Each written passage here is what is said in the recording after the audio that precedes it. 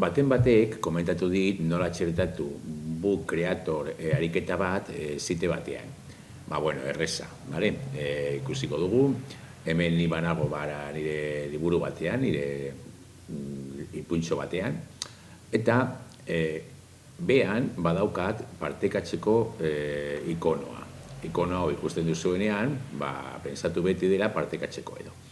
Sakatzen badu gainean, agertzen zait, publicado online, colaborar, descargar como ebook, eta imprimir.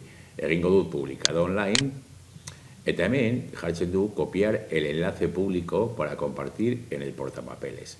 Bale, sakatuko dut gainean, esteka kopiatu eginda, eta orain baldin banoa nire zitera, eta zitean egiten badut kapsulatu, hor bertan URL-aren arabera, ez digu eman kode bat kapsulatzeko kode moduan. Baina egiten badugu URL-aren arabera, eta itxasten badugu kopiatu dugun esteka, agertzen zaigu bai aurrebista jartzeko, hori da bakarrik irudia eta gero sakatzean horrira joan, baina interesatzen zaiguna da horri osoa.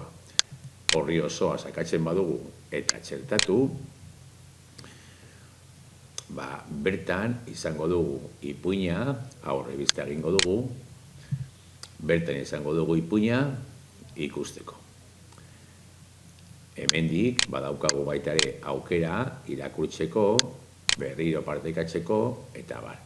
Baina bentsat badaukagu txertaturik ipuina eta ipuin osoa ikusi aldugu hor bertan.